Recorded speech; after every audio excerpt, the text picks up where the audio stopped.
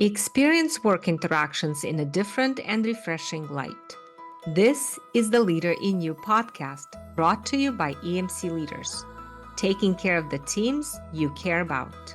We bring the science of attachment and emotional connection with the insight from the last 20 years to share how you can overcome conflict issues at work and build strong team relationships, as well as the connected culture. Hi, everyone, and welcome back to the Leader in You podcast brought to you by EMC Leaders. We're so excited to be here, and we are just a few weeks away from the holidays. So I feel like this is such an important time to tune in to know what to do and how to do it when conflict gets involved in your relationship, your workplace relationship, your personal relationships. And we're so excited because today we have a guest here today with us.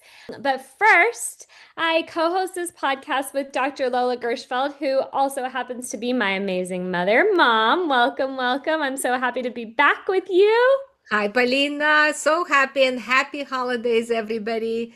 We are so grateful for you to be here. You give us energy, love, and excitement to share this wonderful, wonderful knowledge with you. Thank you for being here. Yay! And our guest today is actually someone we have such a privilege of hosting. She has dedicated her career to transform how we experience conflict at work, which is so aligned with what we do here. And we'd like to introduce all of you listening to the amazing Mary Brown. Mary, thank you so much for joining and welcome to our show. Thank you, Paulina and Lola, for having me. I'm so looking forward to this conversation we're going to have today. Yay. Okay, so Mary is the creator and host of the Conflict Managed podcast, and she's a mediator along with a facilitator and educator who truly believes that workplace can and should be a place where people thrive. Does that sound familiar? Because we talk about that all the time. So Mary, tell us a little bit about yourself. How did you even get to this place in your work, career, your life? Tell us. Yeah, well, I taught philosophy for over 20 years, and my style of teaching philosophy, very much interested in engaging students in conversation and helping them really articulate for themselves their own views about the world or whatever it might be that we're talking about, and then how to talk with their fellow students. And uh, in 2018, I became a Rule 31 mediator in the state of Tennessee. And so I got interested in work in mediation. And then during the pandemic, I just realized I wanted to do something different for the second half of my life. And I had been seeing that I was being pulled from philosophy to something else, to the world of mediation. When I left in the spring of 2021, I found specifically workplace conflict resolution and mediation. And then I haven't looked back, started my own business, podcast, written some books about workplace conflict, and that's where I'm at. And now I'm also the UT Martin ombuds person. Oh, wow. Okay, so what is that? So an ombuds, I'm an organizational ombuds, and ombuds is a person who is independent, confidential, impartial at different organizations, so universities, big organizations that deals with conflict. And so people in the organization can come to me, we call them visitors, and they can tell me anything as long as there's no imminent harm. I'm completely confidential. I keep no notes, and I just listen to them about whatever issue they're having at work. And I don't tell anybody what to do, but I mirror back, I help reality test, let them know about the different options, formal and informal at the university, and encourage them and help them to develop their own skills to deal with conflicts, I say early, often, swiftly, and justly. That's amazing. I love it. I love how you speak. I'm so relaxing. That's kind. Thank you. Yes. I think that it's so important in conflicts in general because like we talk a lot about like the most important thing is to slow things down Mm. and to really just like Dr. Lola says, use the slow motion camera to kind of really understand and unpack because emotions can be so fast and they can be so big. And oftentimes, yeah, we can't really understand what's going on if we're moving so fast. Mm. So I Yeah, feel like absolutely. that aligns so well with what we were talking about here and what you do. So you transitioned from philosophy, right? Mhm. And was there a moment you think in your life that was like that awakening, that you felt, wow, I maybe a personal experience that you had or experience that you had with one of your students or something that really, because I feel like that's also the shift that happens when people get into this kind of work is like, oh, they're maybe experiencing their own difficulty. Did you experience any of that? Well, I would say there were a variety of things about my job.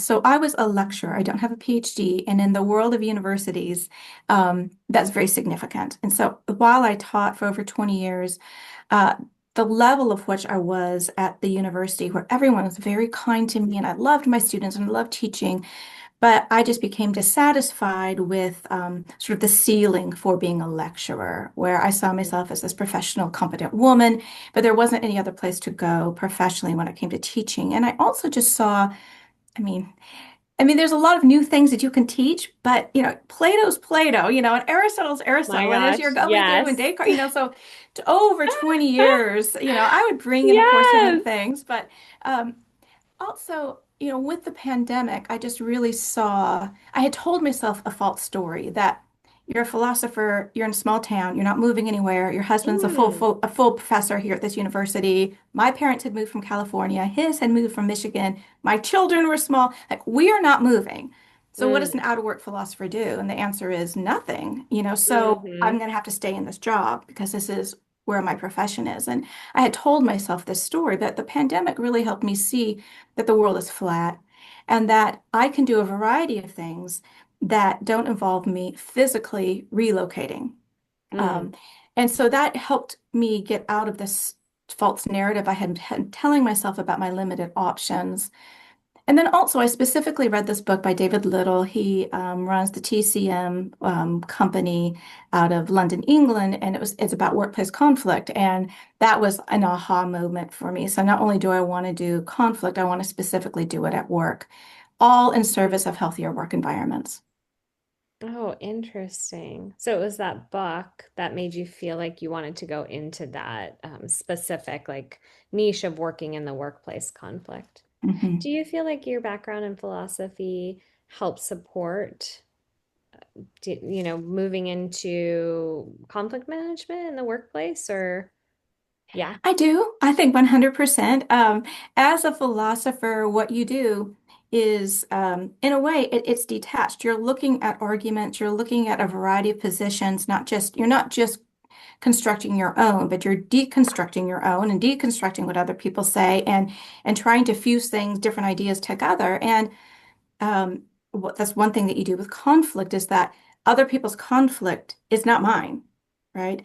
And Mm-hmm. so I think I've developed the skills of being able to listen carefully about what somebody else is saying and what they're not saying, and get around my people-pleasing tendencies and my fixer tendencies when it comes to non-philosophical issues to be able to be present and listen, and then help the other person articulate what is going on with them rather than what I think should be going on with them or what I want to be going on with them. And I think philosophy in this world of ideas of helping people construct what it is they think. I mean, in philosophy, especially as you're starting, I taught ethics for ever so long, and somebody would say, I bring up a topic and they'd say, well, that's wrong. I said, okay, Mm-hmm. why is it wrong? Because it Yeah. is. But why? Right. And so helping, that really primed me for helping people go to figure out, okay, something's bothering me, something's wrong. Well, what is it? Right. And so if Mm-hmm. that person's irrational, well, what do you mean by that? That person only cares about themselves. Well, what do you mean by that? And so I just see that in everything that I do, the philosophy and that way of thinking and being, it just colors everything that I do. It's so interesting. Well, first, I wanted to also say to the last thing that you mentioned, I used to teach like health and wellness for about 15 years, and I could totally relate to like okay, you're like repeating the same thing over and over again. And then it's like people are listening and maybe new to the information, but I was so bored by I'm like, okay, like how much more information can I teach them of the same exact thing over and over again? And I mean, it's amazing to see my mom repeat all these concepts of the emotional language and the emotional connection and the importance of conflict resolution, the process she teaches. But yeah, I can totally relate to that. In the way that you shared about philosophy. So this is interesting. Philosophy looks at things and asks the question why, right? Like we are why this, why that, like where can we get the reasoning behind that and how can we understand? And what's interesting is a lot of times, like when we take a look at conflicts on an emotional level, we want to understand why, but we can't quite always get the words to explain the why, right? Mhm. And so one of the things that I learned learning about psychology and how the brain works in this specific process, the attachment theory and what Dr. Sue Johnson teaches, what Dr. Lola teaches, it's like we can't really answer why, but we could understand how does it feel in our body physically first? Because then that attaches to what could possibly be happening, right? When something could possibly be happening, and then we try on those possibilities to see if they make sense for us, right? Okay, then something lands and it sticks and it makes sense. Then we get the why after. So you kind of like work backwards, like you go down to the deepest level in the elevator, and then you work up from there to understand what actually was happening or why, the person did what they did or said what they did or whatever. So I feel I can see how philosophy has helped, but also philosophically speaking, it stays right really in the content and like proof or evidence or reasoning or right, as opposed to trying to dig on the deeper side of the emotions that motivate things, to happen in someone's body. Do you see where I'm saying? What do you think about that, Yeah. like that difference there? Well, I definitely think in Western philosophy, and that's primarily what I'm familiar with, that you're right. It's very detached, it's very heady.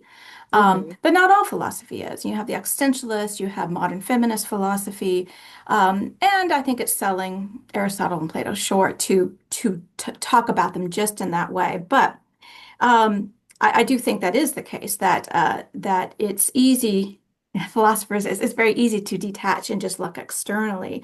Hmm. Um, but I think one thing that conflict resolution and philosophy has in common are these curious questions, right? Mm. And so, like, if we take a basic ethics, something like, well, why is this the case? Why do I think this about immigration? Or why do I think this about guns or whatever it might be? That's that turn inward, that curiosity.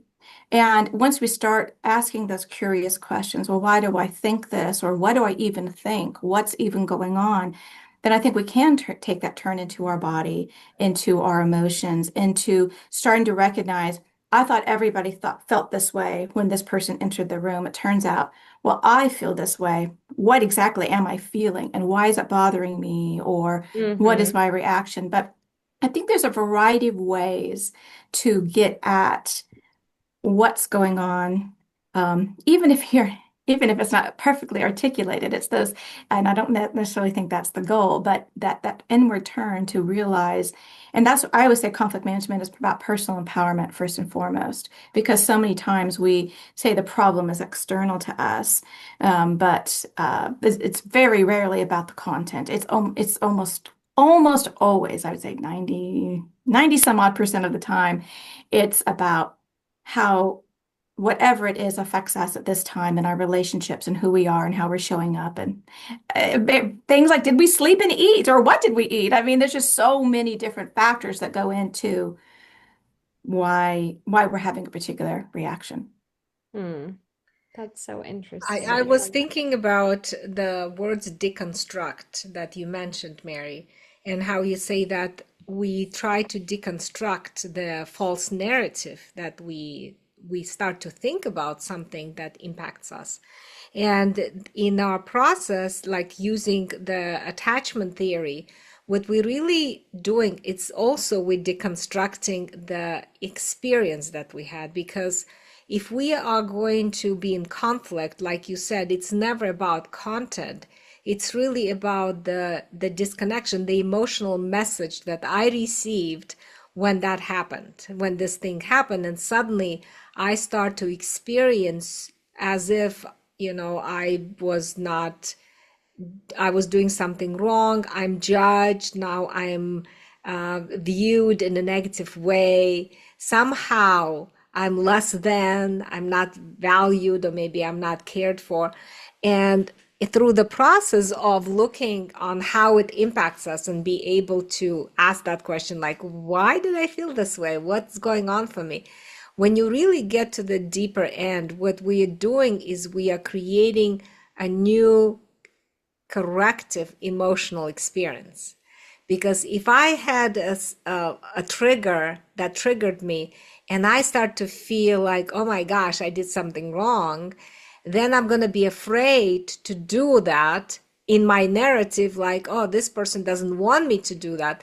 But then you go back and you talk about it and you really clarify, no, no, it's not because I don't want you to do it. It's because I was embarrassed when you did that. And now I'm creating a new emotional experience. Oh, it's not about that I did something wrong. It's about you were embarrassed, but the way it came across as if like you judged me, like you criticized me, that as if I was doing something wrong. So I think this is very important for people to see the difference and understand what we're doing in the process when there's a conflict going on and people feel constricted, stuck, maybe not heard or not valued, is because they're not really getting to the deeper core of what is really the fear is, right? Why there's a disconnection happening, and how do we create that new corrective emotional experience? Mm. Deconstructing the narrative. Yeah. I can think of an experience that I had at work where I was telling myself a certain narrative about another person and it was their fault and they were doing this and they weren't seeing me and they weren't valuing me. And then when I got a distance from this situation. And a few years later, I started to see, oh, but I could have made different choices. And I never spoke up. And I didn't do this. And the story in the emotions I have around that person shifted. So I think, this repair not only can happen in the present, right? So now I'm going to do something moving forward. We can repair how we thought about the past. And so now when I think about this person, I think differently. I don't have to stay stuck in this particular narrative because I was only seeing it through a particular lens, through my pain, me, which I'm a player there, but I didn't realize my own responsibility, my own culpability, my own reason why I was showing up in this particular way, and right, and so on and so forth. Mhm. Well, we often say that people co-create the negative cycle that they interact with. So Mm. everybody participate and everyone is very struggling for that connection together. So I like what you're saying, that you not only repair the present to move forward, you actually do heal the past as well when you can understand, when you can really heal that thinking and emotions, obviously. Mhm. Mhm. I want to ask Mary, what do you think, in your perspective, is a difference between, because we all know that conflicts are expected, they're normal and expected, and I think you've said that before as well. What do you feel would be what's a normal, healthy way to have a conflict compared to something that's toxic and ineffective? I think I feel like after learning the process for several years, I'm still trying to figure out, is it the ability for someone to be, calm in a triggered situation, to be able to de-escalate someone, or to be able to share with someone safely what's going on with them, or to be able, because I really don't think that there's any examples in society in general of how do you have a healthy conflict, a conflict Hmm. that doesn't create injury or rupture a relationship and now needs repairing. Yeah. Right. I love that you pointed out conflict isn't the problem, it's unmanaged conflict, right? Conflict is good.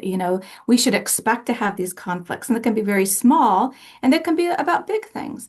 But that's a healthy sign that we're engaged. That why would we think that in our personal relationships or at work that everybody would be thinking the same way?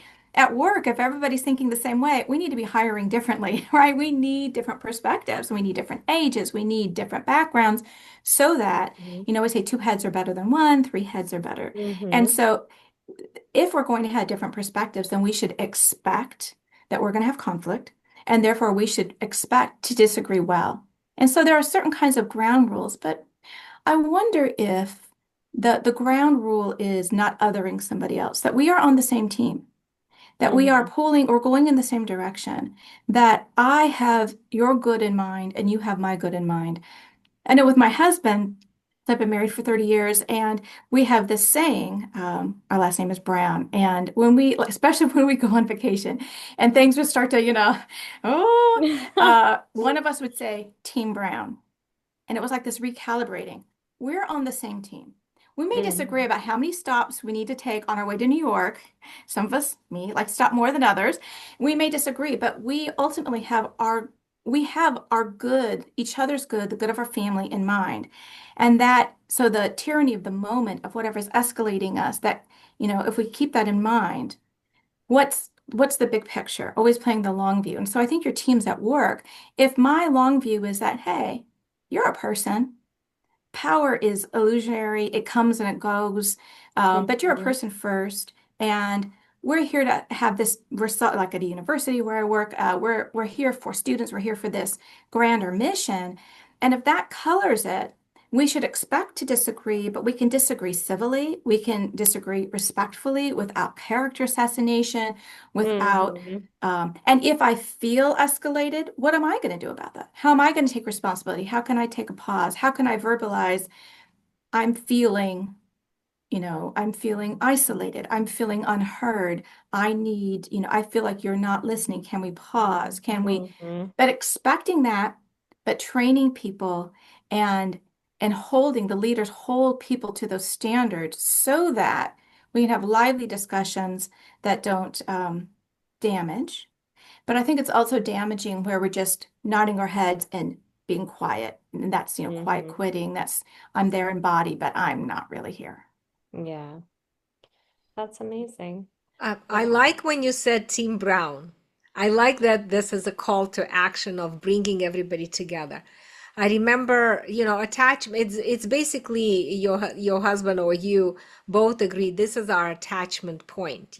Team Brown, we are on the same plane, we're in the same team, we are all together. We care about each other. I remember doing this workshop for board directors. And I was telling them that how important it is to remind people to make that implicit, explicit, saying, "Hey, we care about each other, we love each other, we value each other, right? We are on the same team, we are on the same company." So this is very important to remind people that you are important, you're valued, and and I said about slowing things down when somebody is like escalating, it's important to take a breath and remind people about those key attachment, the significance that we have.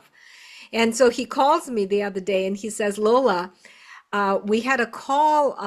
There were like 10 people on the call, and everybody's were talking about this project. And I noticed that people started to interrupt each other. They're not even listening to it, and you could just feel the tones were started to escalate. Like people spoke faster, they louder, and you could see the starting of frustration, and you could like feel the irritation in the voice. And I said, can we just pause for a second?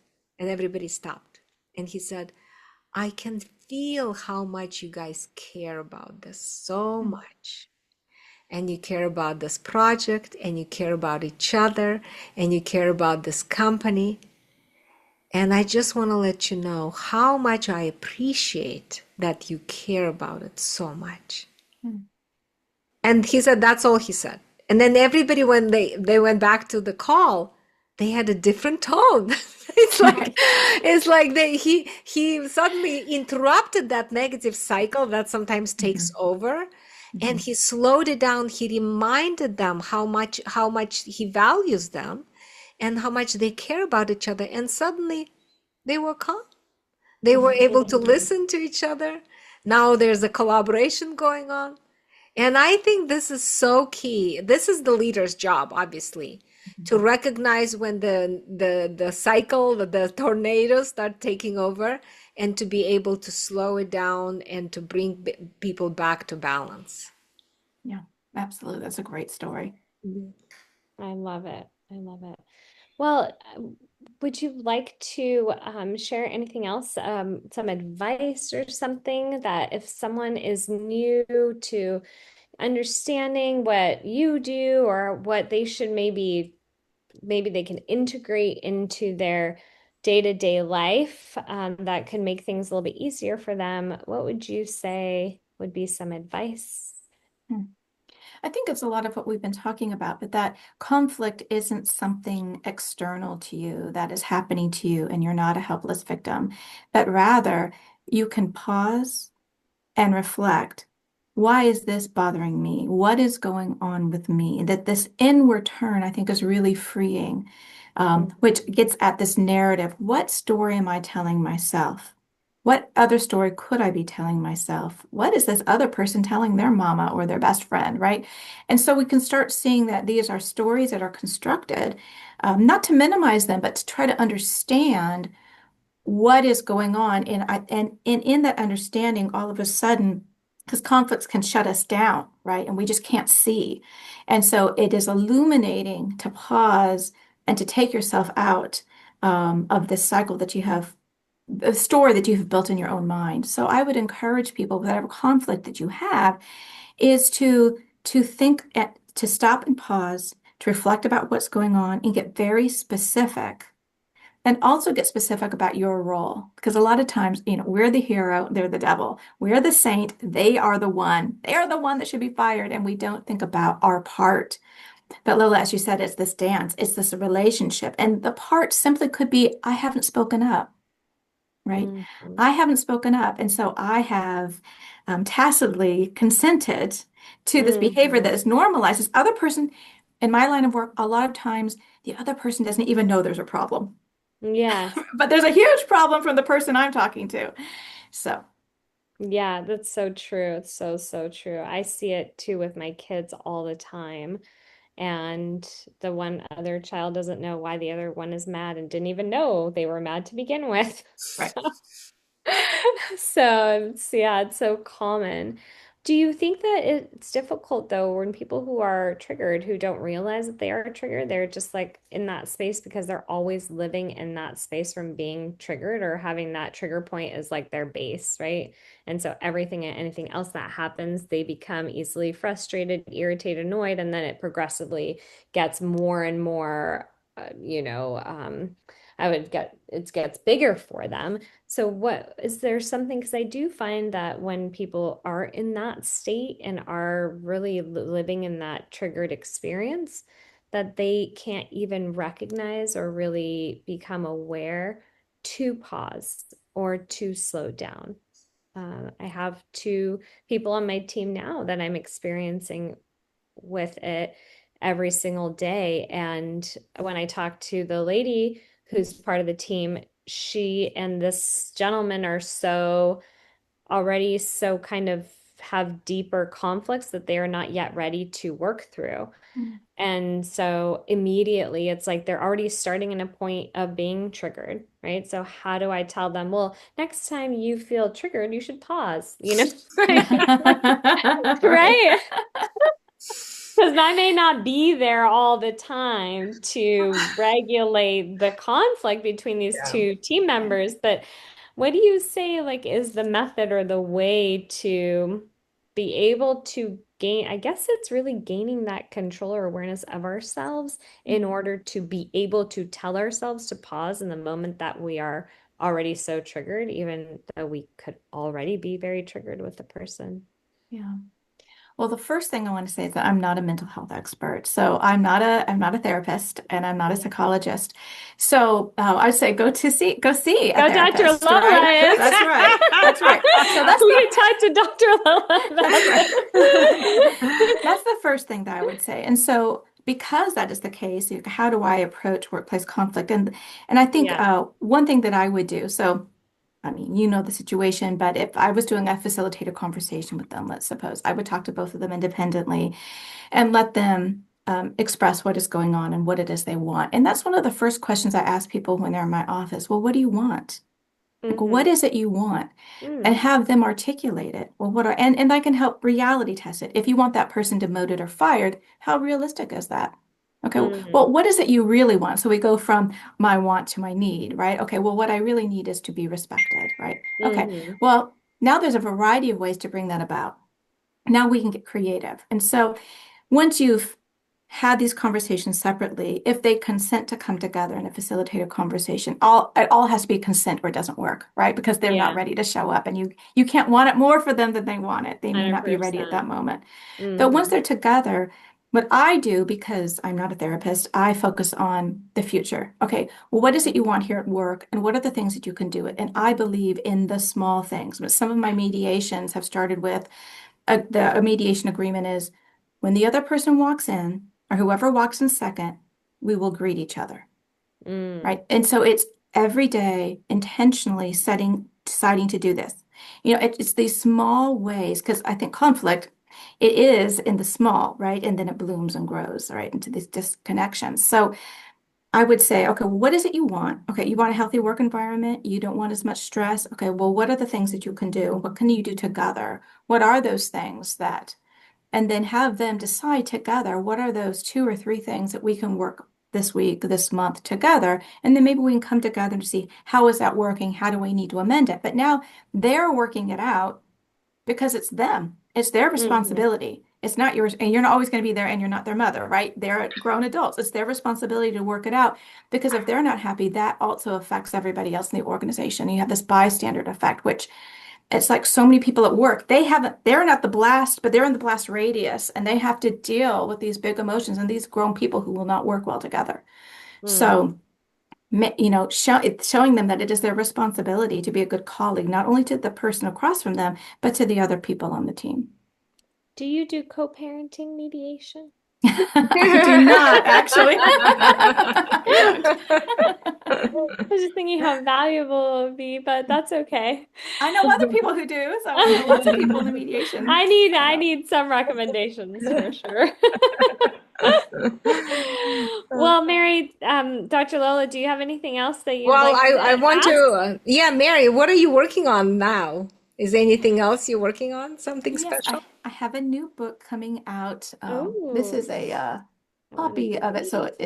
it won't have this line on it, but it's Winning the Generation Wars at Work, Oh, Making I Your love Age an it. Asset. And so it's really an ode to Congratulations. Thank you. It's Yeah, coming that's a out big January deal. 13th. I'm very excited, and it Exciting. continues my work on dialogue. I'm just interested in people dialoguing and how do we work well with people of different ages where we start with these narratives. Oh, those young people don't want to work, or they are so fragile, or oh, those old people are out to lunch, they don't know what's going on. So these Yeah. narratives we already have, how do we turn that around so that we win? And winning is, aging proof your organization, not being ageist on either end and working well together and reaping the benefits. So we have a healthy work environment, but you also win in the business world. And Oh, how that's do amazing. people connect with you?